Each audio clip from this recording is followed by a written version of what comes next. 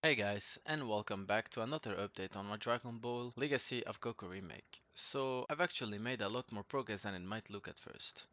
A big part of the work lately has been trying to make the game feel closer to the original games, especially in the way combat and progression work, because one of the easiest traps with a remake like this is making something that looks like Legacy of Goku but doesn't feel like Legacy of Goku at all. And honestly, that's what I've been trying to avoid. So one of the first things I worked on was rebalancing damage, ki blast and the general combat numbers. Instead of just making random values that feel okay, I went back to the original game and used endgame characters as a references point. Then I worked it backwards from that to figure out what level 1 should feel like in this remake. Basically, I didn't want level 1 to feel broken, useless or weirdly overpowered. I wanted the progression to actually make sense. So now the numbers are much more grounded and the whole system should scale in a cleaner way from the start of the game.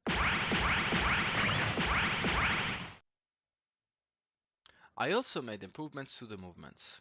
That sounds simple, but movement in a game like this is one of the things that either feels invisible in a good way or feels terrible instantly. And if movements feels bad, everything feels bad. Combat feels bad, explorations feels bad, even just walking around the map feels bad. So I've been doing a lot of work there to make movements more solid and more readable. I also in the games, the camera follows the character but a bit late and it lets the character move faster than the camera, so I had to reproduce this, especially when you run. On top of that, I added a level up stat icon system.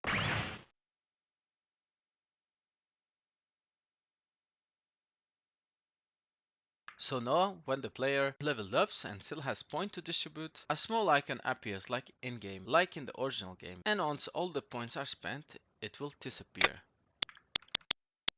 It's a small feature, but it helps a lot with clarity. It also makes the UI feel a little closer to being an actual game and less like a bunch of systems. Another major change is the Kaioken transformation. If you didn't see the short, I will show it up now.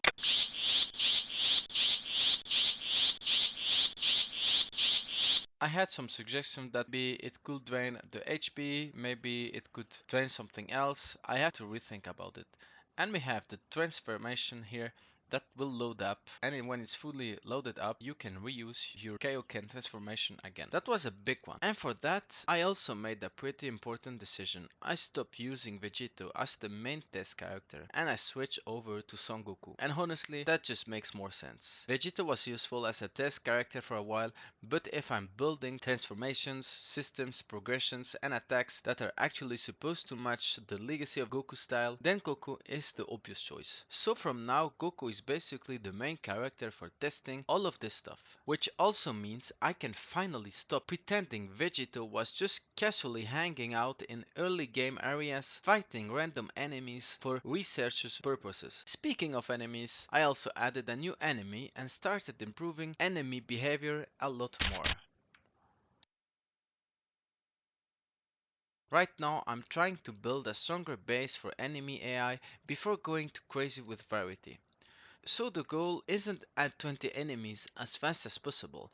The goal is make one enemy actually feel decent. So now enemies are getting better at following the player, staying engaged and generally behaving more like actual threats instead of confused little creatures that happen to be standing on the map. Combat on the enemy side is also getting more structured. It's still early, but it's moving in the right decision, and it's important because once the base enemy logic is good, adding more enemies later becomes way easier.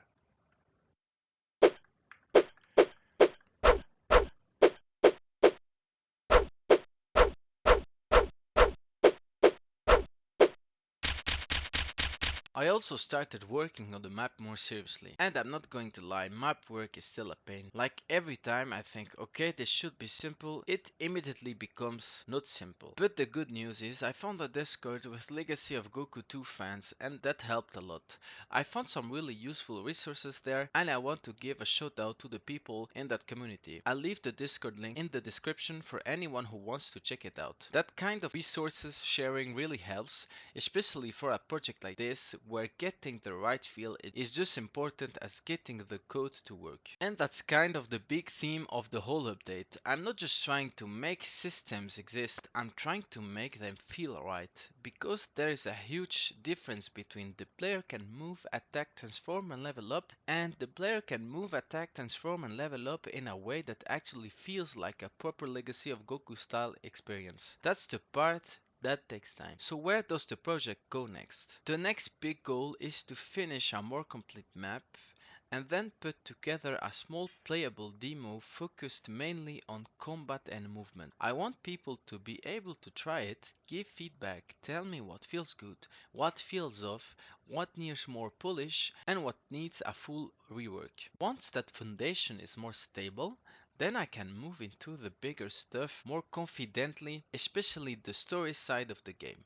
Because in my opinion, there is no point rushing into story content if the actual core gameplay still needs major work. It's better to get the feel right first, then build the adventure on top of that. So yeah, that's where things are right now. A lot of invisible work, a lot of balancing, a lot of fixing, a lot of testing, and finally a few systems starting to come together in a way that actually feels promising. If you've been following the project, let me know what feature you want to see next, and once I get the demo into a decent state, I definitely want a feedback on combat movements and general game feel. Thanks for watching, and I see you in the next update.